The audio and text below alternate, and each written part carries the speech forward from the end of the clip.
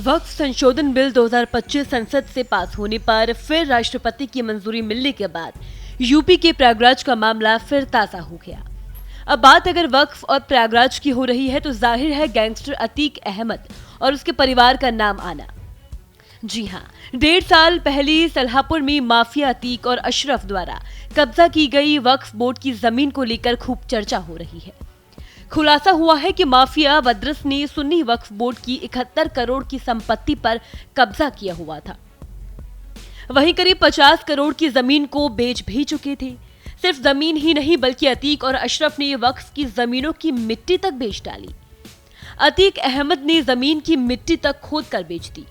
इस वजह से सरकार का नुकसान काफी हुआ। जांच में यह भी जानकारी सामने आई कि उस समय वक्फ बोर्ड के जिम्मेदार मुतवली सैयद मोहम्मद अशीयम ने अतीक के परिवार की मदद की। इसके बाद पैसे भी लिए। बाद में उसे हटा दिया गया और उसकी जगह नया मुतवली नियुक्त किया गया। जीटी रोड पर जो वक्फ की जमीन है वहां सबसे पहले कब्जा किया गया। इस जमीन पर 9 दुकानों और एक बड़ा मकान बनाया गया। ये कब्जा मोहम्मद तारिक ने किया था, जो अतीक अहमद के भाई अशरफ का साला बीवी का भाई बताया जा रहा है। इस जमीन की कीमत करीब 2 से 3 करोड़ रुपए के बीच बताई जा रही है। यूपी सुन्नी सेंट्रल वक्फ बोर्ड और मंडलायुक्त प्रयागराज की जांच में ये बड़ा खुलासा हुआ।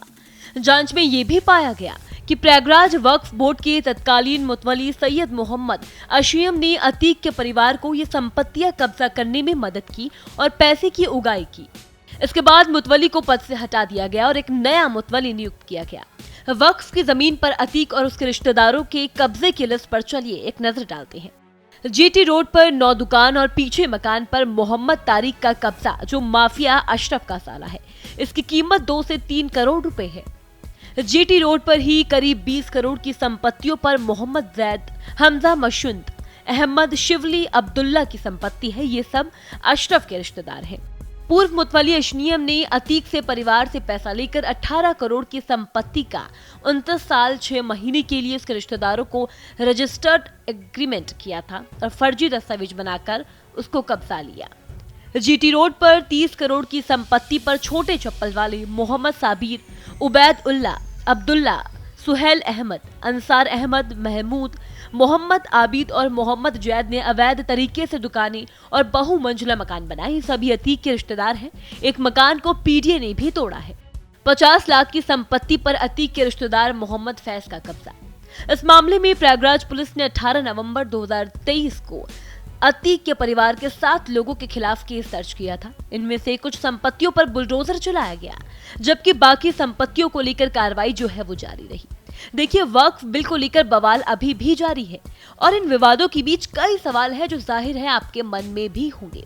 अब जब वक्फ संशोधन बिल कानून बन चुका है, सवाल यही है कि क्या अब वक्फ की लूट करने वालों पर गिरेगा कानून का असली डंडा? सरकारी संपत्तियों की इस खुली लूट पर क्या अब जवाबदेही तय होगी, या ये मामला भी बाकी फाइलों की तरह ठंडे बस्ते में चला जाएगा? सवाल ये भी है कि कानून बन तो गया, अब देखने वाली बात होगी क्या जमीन वापस मिलेगी या फिर कब्जे और भी मजबूत होंगे। कई सवाल हैं और आने वाले वक्त में इन सब के जवाब भी सामने आ जाएंगे। फिलहाल इस बिल को लेकर आपकी क्या राय है, हमें जरूर बताएं। वहीं इसी तरह की तमाम खबरें देखने के लिए देखते रहे भारत एक्सप्रेस।